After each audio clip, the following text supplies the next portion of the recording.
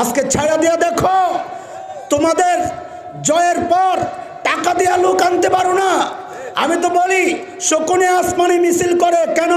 নিচে মরা গরু দেখে। এখনকার শকুনেও মিছিলে যায় কেন? বিরানির পোটলা দেখা। কথা কন। আজকে আল্লামা মামুনুল হককে ছায়া দিয়ে দেখো, বিরানির পোটলা লাগবে না, কোটি জনতা নেমে যাবে, কোটি জনতা নেমে যাবে। মানুষ গুনাহ তো করবে, তওবা করবে না কেন? কারণ সে তো গুনাহ মনে করে করতেছে না, সে তো সওয়াবের আশায় করতেছে।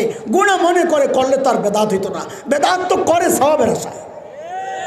বলে দাঁড়ায় দাঁড়ায় যেই লোকটা মিলাদ পড়তেছে ও কি জানে যে এটা করলে গুনাহ হয় না সওয়াবের আশায়? বলেন ওরস যে করতেছে গুনাহ হইতেছে যাই না করতেছে না সওয়াবের আশায়? জশ্নে জুলুসের মিছিল যে করতেছে সে কি গুনাহ যাই না করতেছে না সওয়াবের আশায়? আজানের আগে যে দুরূদটা পড়তেছে সে কি গুনাহ যাই না করতেছে না সওয়াবের আশায়? কথা বলেন, সওয়াবের আশায়। যেই কাজ মানুষ সওয়াবের আশায় করে ওই কাজের জন্য তওবা কেন করবে? সে তো কোনো গুনাহ করে নাই, সে তো নেকি করছে, সে তো নবীর আশিক, সে তওবা কেন করবে? তওবা তো করার দরকার যারা করে না, এদের অগচিন্তা অনুযায়ী। কথাগুলো কেন বলছি? ওই যে আসতেছে আগামী সপ্তাহে হালুয়া রুটি খাইবেন না? খাইয়েন, বানায়েন। আপনারা বানাইলে তো আমগো পেট ভারী হয়, আমরা খাইতে দিই। বানায়েন, মানা করি না, বানায়েন। আসতেছে। আজকের আলোচনার ধাপ কয়টা করছিলাম? 1 নম্বর, বেদাত কাকে বলে। আপনি 3টা শব্দকে পাশাপাশি রাখলেই বেদাত ক্লিয়ার, অত ঝামেলার দরকার নাই। এক হচ্ছে শরিয়ত, এক হচ্ছে জরুরত, এক হচ্ছে বেদাত। শরিয়ত সওয়াবের আশায় করে যার পেছনে দলিল থাকে, জরুরত সওয়াবের আশায় করে না, দলিলের প্রয়োজন নাই। বেদাত সওয়াবের আশায় তো করে কিন্তু দলিল ছাড়া। দলিল পাওয়া যায় ওই যে 3 কিতাবে। 3 নম্বর কথাটা একটু ভালো করে শোনেন, বেদাত কেন এত ভয়ঙ্কর গুনাহ? কেন এত ভয়ঙ্কর গুনাহ? আমি 3টা উদাহরণ দেব, কোরআন থেকে, একটা হাদিস থেকে, তারপর ফিনিশিং টানবো একসাথে ইনশাআল্লাহ। দেখেন, বিদায় হজের সময় নবী আলাইহিস সালাম আরাফার মাঠে বিদায়ী যে ভাষণ দিয়েছেন, বিদায় হজের ঐতিহাসিক যে ভাষণ, আল্লাহ তাআলা সেই জায়গায় নবী আলাইহিস সালাম সাহাবীদেরকে ডেকে একটা কথা জিজ্ঞেস করেছিলেন, এ আমার সাহাবীরা, আল্লাহ যে আমাকে দায়িত্ব দিয়া তোমাদের কাছে পাঠাইছেন, আমি কি আমার দায়িত্ব যথাযথভাবে আদায় করেছি? সমস্ত সাহাবী একযোগে স্বীকার করেছেন, ইয়া রাসূলুল্লাহ, আপনি আপনার দায়িত্ব পুরোপুরি আদায় করেছেন। আল্লাহর হাবিব হাত উঠাইলেন, আল্লাহুম্মা শাহাদ, আল্লাহুম্মা শাহাদ, আল্লাহুম্মা শাহাদ। ও আল্লাহ, যাদের কাছে আমাকে পাঠিয়েছেন তারা স্বীকার করেছে আমি আমার দায়িত্ব পুরোপুরি আদায় করেছি। আল্লাহ আপনি সাক্ষী থাকেন, আল্লাহ আপনি সাক্ষী থাকেন, আল্লাহ আপনি সাক্ষী থাকেন। 3 দিকে ইশারা করছে, আল্লাহ আপনি সাক্ষী থাকেন। আল্লাহ তাআলা হযরত জিবরাইল আমিনকে পাঠাইছেন, কানে কানে জানাইয়া দিয়েছেন, ইয়া রাসূলুল্লাহ, আল্লাহও জানাইছেন আপনি আপনার দায়িত্ব পুরোপুরি আদায় করেছেন। আল্লাহও সাক্ষী আছেন, আল্লাহও সাক্ষী আছেন। আয়াত নাজিল হয়ে গেল, সূরা মায়েদার 3 নম্বর আয়াতের একটা টুকরা আয়াত নাজিল হয়ে গেছে। কি? আল-ইয়াওমা আকমালতু লাকুম দীনাকুম ওয়া আতমামতু আলাইকুম নি'মাতি ওয়া রাদিতু লাকুমুল ইসলাম দীনা। আজকে দিন কমপ্লিট। বলেন আমার সাথে, আল্লাহ বলেছেন। কে বলেছেন? এটা এই এতটুকু অংশ মুখস্থ রাখবেন, তাহলে ফিনিশিংয়ের সময় আমাদের কাজে আসবে। বলেন আল্লাহ কি বলেছেন? আজকে দিন। বলেন আজকে দিন। কে বলেছেন? সূরা মায়েদা আয়াত নাম্বার 3। বলেন সূরা মায়েদা, সবাই বলেন সূরা মায়েদা আয়াত নাম্বার 3 কি বলেছেন আল্লাহ? আজকে দিন। বলেন সবাই বলেন আজকে দিন। কে বলেছেন? কোথায় বলেছেন? মানে কোথায় আছে? নাজিল তো হয়েছে আরাফার মাঠে, আছে কোথায়? সূরা মায়েদায়। 3 নম্বর আয়াত। এটা শুধু মাথায় রাখেন, আজকে দিন কমপ্লিট। বলেছেন আল্লাহ আছে সূরা মায়েদায় 3 নম্বর আয়াত। 2, শুরুতে আমি যে আয়াতে কারিমা পড়েছি ওই আয়াতে আল্লাহ তাআলা, আয়াত সূরা মায়েদা, ওই আয়াত সূরা মায়েদা। কোন সূরা? বলে না কোন সূরা? 67 নম্বর আয়াত। বলেন কত নম্বর? সূরা মায়েদা 67 নম্বর আয়াত। আল্লাহ তার নবীকে ডেকে বলছেন, ইয়া আইয়ুহার রাসূল বাল্লিগ মা উনজিলা ইলাইকা মির রাব্বিক। ও আমার রাসূল, আপনার কাছে আল্লাহ যা পাঠাইছেন সব আপনি আপনার উম্মতের কাছে তাবলীগ করেন, পৌঁছায়া দেন। খুব খেয়াল করেন, যা পাঠাইছেন সব। কিছু রেখে দিতে বলছেন বাংলাদেশের জন্য, এটা প্রযোজ্য না। কথা বলেন তো, কথা বলেন না যে আপনারা। কিছু আমল যেগুলো সৌদি আরবের জন্য স্পেশাল, এগুলা বাঙালিদেরকে শোনায়েন না। হ্যাঁ, কিছু আমল পাকিস্তানিদের জন্য আলাদা, এগুলা বাঙালি করে শোনায়েন না। না সবার জন্যে? কদ্দুর? সব। বলেন কদ্দুর? কিছু পড়বেন, কিছু শোনাবেন, কিছু শোনাবেন না, কিছু মানুষকে বলবেন, কিছু বলবেন না, এটা হবে না। যদি আপনি এমনটা করেন, ওয়া ইন লাম তাফআল, পুরোপুরি যদি দায়িত্ব আদায় না করেন, তো শুনেন, ফামা বাল্লাগতা রিসালাতা, আমি আপনাকে জানায়া দিচ্ছি আপনি রিসালাতের দায়িত্ব ঠিকঠাক মতো আদায় করেন নাই। এটাও কি সম্ভব? আমাদের নবী রিসালাতের দায়িত্ব ঠিকমতো আদায় করেন নাই, এটাও কি সম্ভব?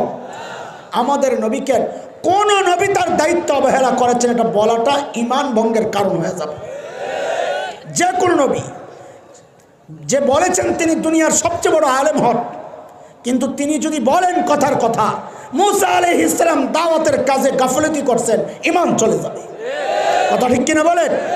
নবীর শান এটা। কেন? তুমি বলো গাফলতি করছে, আর আল্লাহ বলতেছেন আল্লাহু ইয়ালামু রিসালাত ইয়াজআলু রিসালাতা, আল্লাহু আলামু হাইসু ইয়াজআলু রিসালাতা, আল্লাহু আলামু হাইসু ইয়াজআলু রিসালাতা। রিসালাতের দায়িত্ব আল্লাহ কই রাখবেন এটা আল্লাহ সবচেয়ে ভালো জানেন।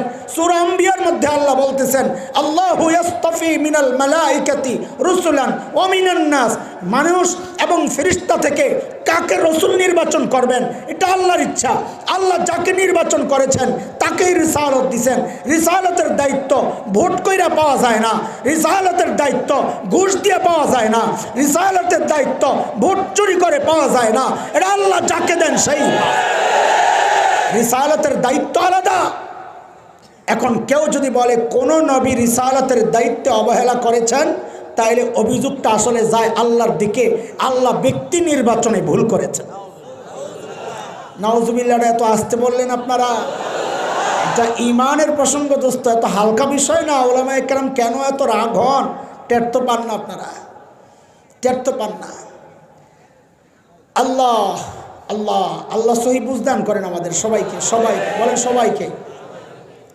আচ্ছা, নবীর পক্ষে তো এই দায়িত্ব অবহেলা করা সম্ভব ছিল না, তাইলে আল্লাহ তাআলা নবীকে এত বড় ধমকটা কেন দিলেন?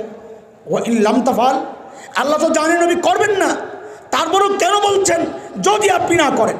যদির প্রশ্ন আসলো কেন? আপনি বুঝে শুনে রিসালাত দিছেন না, তো যদির প্রশ্ন আসবে কেন?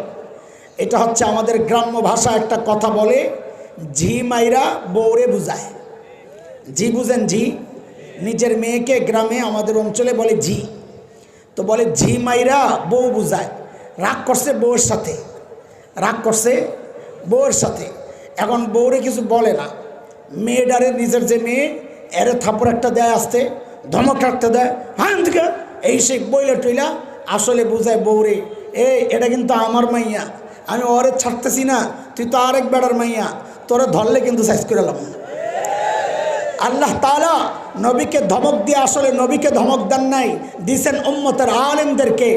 এই কোন রকমের দায়িত্বে গাফিলতি হইলে আমি হুমকি দিচ্ছি আমার নবীকে, নবী আপনাকে আমি ছাড়বো না। আরে নবী হচ্ছেন আমার সবচেয়ে আপনজন, নবীকে আমি ছাড়বো না বলে দিলাম।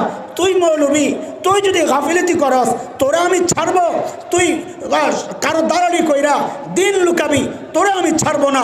পিঠ বাঁচানোর জন্যে দিন লুকাবি, তোকে আমি ছাড়বো না। যখন যেই ফিতনা আসবে সেই ফিতনার মোকাবেলা করা প্রত্যেক আলেমের জিম্মাদারি, আপনাদেরও জিম্মাদারি। আলেমদের মুখোমুখি না দাঁড়াইয়া, বিরুদ্ধাচরণ না কইরা আলেমের সহযোগী হওয়া। আমরা বড় অবাক হই, বিস্ময়ে হতবাক হই। কোনো ফিতনা যখন আসে প্রতিবাদ আলেমরা খালি করে, আপনারা প্রতিবাদ করেন না। আরে শুধু প্রতিবাদ করেন না তা না, চুপচাপ থাকলেও তো হইতো। এমন বহু পোড়া কপাল আছে প্রতিবাদ তো করে না, উল্টা আলেমের প্রতিবাদী আলেমের বিরুদ্ধাচরণ করে। এমন পোড়া কপালও আছে আলেমের প্রতিবাদকে রাজনৈতিক বক্তব্য আখ্যা দেওয়ার চেষ্টা করে। এমন হতভাগাও আছে আলেমদের প্রতিবাদকে দলের বিরুদ্ধে, সরকারের বিরুদ্ধে, এটা বাস্তবায়ন, এটা সরকারের বিরুদ্ধে বক্তব্য হিসাবে আখ্যা দেওয়ার চেষ্টা করে। দোস্ত, সব জায়গায় রাজনীতি টাইনা আইনেন না, এটা আপনার একটা মানসিক বিকার। আপনি সব জায়গায় রাজনীতি টাইনা আনেন, অনেক বিষয় আছে, এগুলোর সাথে রাজনীতির সম্পর্ক না। এগুলো আমার ইমানের ব্যাপার, আমার বিশ্বাসের ব্যাপার, আমার আকীদার ব্যাপার, আমার চেতনার ব্যাপার। আলেমরা আপনাকে যখন দিন রক্ষার আন্দোলনে ডাক দিবে, বিরুদ্ধাচরণ না কইরা, বিশেষ করে এই যে শিক্ষা ব্যবস্থায় যেই নোংরামি চলছে, যদি ডাক আসে বিরুদ্ধাচরণ না কইরা, হাতে হাত রাইখা, কাঁধে কাঁধ মিলায়া, মুষ্টিবদ্ধ হাত উঠাইয়া একসাথে উচ্চারণ করতে হবে, বাংলাদেশে নাস্তিকতার চর্চা করতে দেওয়া হবে না, দেওয়া হবে না।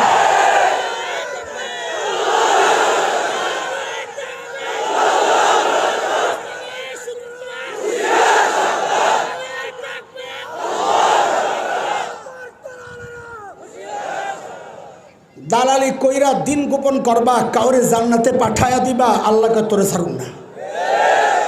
তেলের দাম বাড়াইবা, আল্লাহকে তোরে ছাড়ুন না। আমি আমার নবীরে বলছি ছাড়ুন না, তো তোরে ছাড়া তো কোন কামে, তুই কেডা? ওয়া ইল্লাম তাফআল ফামা বাল্লাগতা রিসালাতা। নবী, আপনি যদি সবটুকু না পৌঁছান, হ্যাঁ আমি জানি, কে বলতেছেন? আমি জানি আপনার মধ্যে দুইটা আশঙ্কা কাজ করতেছে। এক হলো এই কঠিন বিষয় মানুষ কবুল করবে কিনা, না আবার প্রত্যাখ্যাত হই, এই একটা আশঙ্কা আমরা জানি, আল্লাহ বলে আমি জানি। আরেকটা আশঙ্কা হচ্ছে কবুল তো করবে না, উল্টা আমার উপর হামলে পড়বে। তো কয়টা আশঙ্কা প্রত্যেক দায়ীর? কয়টা আশঙ্কা? এক হচ্ছে কবুল না করার আশঙ্কা, আরেকটা হচ্ছে হামলার শিকার হওয়ার আশঙ্কা। এই দুই আশঙ্কার জবাব আল্লাহ আয়াতের পরে দিচ্ছেন, একই আয়াতে শেষ করছেন এই বলে, আল্লাহু ইয়াসিমুকা মিনান নাস। ও দায়ীরা, আল্লাহ তোমাকে এই মানুষের অনিষ্ট থেকে হেফাজত করবেন। তুমি হয়তো জেলে আছো, কিন্তু গেছো অপরাধী হইয়া, বাইর হইবা সম্মানের মুকুট পইরা। কথা বলেন, অপরাধী তুমি বানাইলেই তো অপরাধী হয় না। মানুষের জনগণে যিনি রাজার আসনে বসে আছেন, তাকে কেউ অপরাধী বানাইতে পারবে না। কথা কন ঠিক কিনা? আজকে ছায়া দিয়া দেখো, তোমাদের জয়ের পর টাকা দিয়া লোক আনতে পারো না। আমি তো বলি, শকুনে আসমানে মিছিল করে কেন? নিচে মরা গরু দেখে। এখনকার শকুনেও মিছিলে যায় কেন? বিরানির পোটলা দেখা। কথা কন, কথা কন। আজকে আল্লামা মামুনুল হককে ছাড়িয়ে দিয়ে দেখো, বিরানির পোটলা লাগবে না, কোটি জনতা নেমে যাবে, কোটি জনতা নেমে যাবে।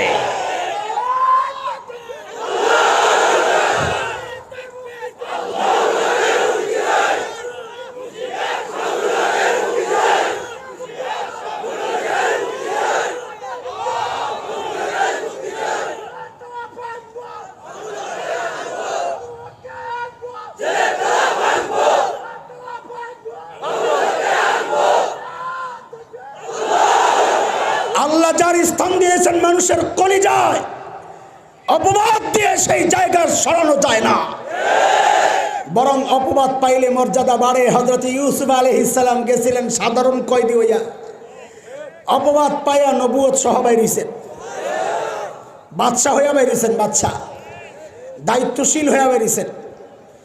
ইনশাআল্লাহ ইনশাআল্লাহ সেই সোনালী ভবিষ্যতের অপেক্ষায় আমরাও আছি ইনশাআল্লাহ।